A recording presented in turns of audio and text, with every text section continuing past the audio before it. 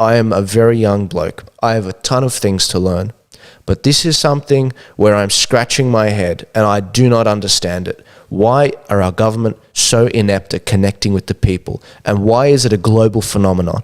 Why is it that at 10 Downing Street in London, at Washington, D.C. in America, and Canberra, Australia, the capital cities, that these seats of power have people, these elitists, people who view themselves above the general population, where they feel that they need to educate us on they call us COVIDiots, they call us deplorables. Why is it they feel that they can, one, talk to us like this, and two, they know what we're thinking and they know what's best for us? You know, Hitler also knew what was best for us. Hitler also knew what was best for his populace. He went after the gypsies, the retarded kids. He went after the Jews. He went after everyone. You know, Turkey, they slaughtered millions of people, Armenians, because they knew what was best for their country.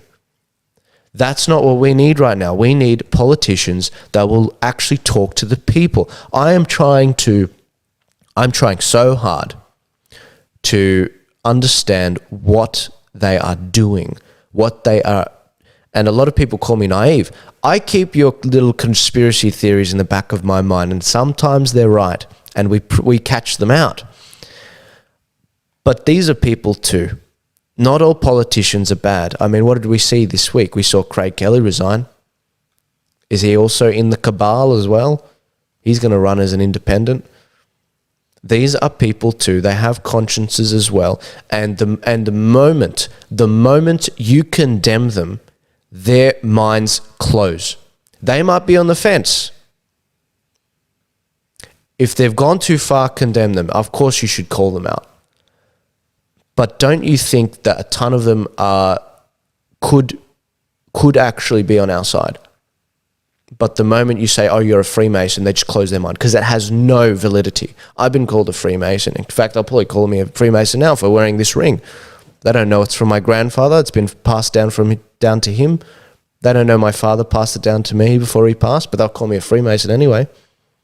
And this is the problem, guys. We've got to be better thinkers. We've got to be better at articulating our arguments. And I don't blame you. There are a ton of, and I'm not going after you boomers. There are a ton of boomers that watch this show, and I love you guys so much. You guys support the show, you keep it going. But and I'm not blaming you for this. There is something wrong with your generation. I don't know if it was the education system. I don't know if it was your parents. I'm no psychoanalyst, but I keep running into this problem. It's a problem where we're discussing an issue and you sort of throw this out of left field topic out of nowhere with no basis in facts, and you shout it. And it's impossible to have a discussion at that point. You just sort of shout and you want to get your point across. That's not how you debate. Now, I'm not saying that you're stupid. I'm not saying that at all, because you're actually got winning arguments if you articulated them properly. I'm saying you're not articulating them properly. That's what I'm saying. I'm saying that you don't know how to convince people with discussions. And that's something that at least with the kids today, I lay at the feet of the education system and possibly parenting.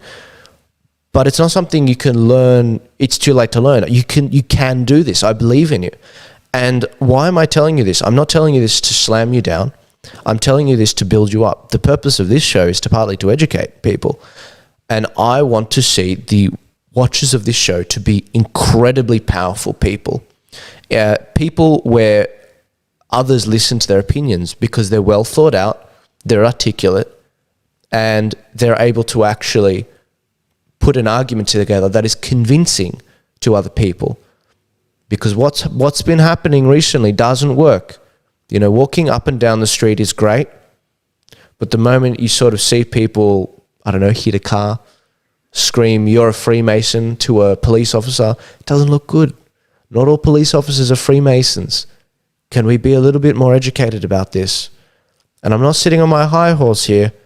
I'm trying to help you guys be better debaters, better at having a discussion, better at changing minds. Watch Steven Crowder. He does this very well. He's got a whole segment called Change My Mind, which went viral. It got memed because it's such a great idea. changing minds, sitting down with people.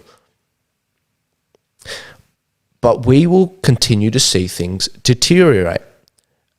I don't believe the government's going to learn the lessons of being more transparent. And we're going to see crazier and crazier things as society deteriorates, thanks to the media as well, pulling the fabric apart. This is a tweet from Sydney Watson. She said, "Just went into a restaurant. The employee who greeted us had a badge stuck to their mask with their he, him pronouns. Be warned, this pronouns crap is making its way into the real world." I hate the masks. They're so frustrating. And now I've got another reason to hate them. Putting their pronouns on them. Oh, if we want this to become a normal part of life, then this is what we can hope to see. We're also seeing the media sort of turn around at the anti-vaxxer movement, as we saw with those marches, and they warn that there are concerns anti-vaxxers will try to disrupt the jab rollout. Specialist directives reportedly are keeping tabs on anti-vaxxers amid concerned storage facilities may be targeted. Third jab has been approved. What do you mean by targeted? Are you saying that they're going to blow it up? Surely not. I'm going to assume you're not saying that, because that would be idiotic. I think what you're saying is targeted for a protest as a location. I mean, as long as they're not interfering with other individuals' rights to get the jab and choice to get the jab, I think it's perfectly reasonable to actually do that and to actually go there and voice their concerns, especially for people that are just about to go in. They should have the most information before they go in from both sides, not just one. So the fact that they're sort of doing this is almost a hit job. And we sort of alluded to this in the past, where there's these articles that come out and they say that the COVID world is actually being undermined and it's empowering white supremacists and radical right wingers.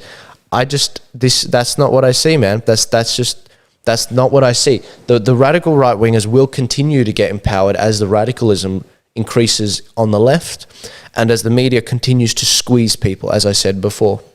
Another thing, left-wing extremists are using COVID to inflame tensions. Victoria Police warns left-wing extremists are mimicking overseas movements like Antifa to justify violence. I've been warning about this for over a year, guys. I've been warning that this is going to get worse. It wasn't this bad before. It wasn't this bad. But in times of crisis, a lot of people see crisis as a ladder. And Antifa, these people in society, they need help. They seriously need help. A lot of them don't have a lot going for them. Some of them come from rich families, but a lot of them, they don't have a lot going for them. They need something to do. They don't know how to make it. And it sucks. I honestly, as a Christian, as a human being, as an Australian, I feel sorry for these people. I want to see them flourish. I want to see them very powerful and living up to their full potential. But that is not what we're seeing right now. We're seeing a government that doesn't deal with these problems. And as things further deteriorate, we will see the rise of Antifa in Australia. In fact, it's not a new thing. They've been around for the longest time. Didn't the Antifa members actually try and beat up Andrew Bolt from Sky News? There's footage of that. Go check it out while he was filming something. Another thing, we saw them, I think 200 of them, protesting out of CPAC 2019. We saw one of them come in 2020. That was funny. I actually know that Antifa guy, and I give him my thumbs up. We have an interesting rivalry. But this is the thing with the Antifa people and with the radical right wingers, they will continue to rise, and the middle will continue to shrink if they keep this up. It's the further polarization of Australia. I don't like it because I see it. I've seen it in the UK. I've seen it in America.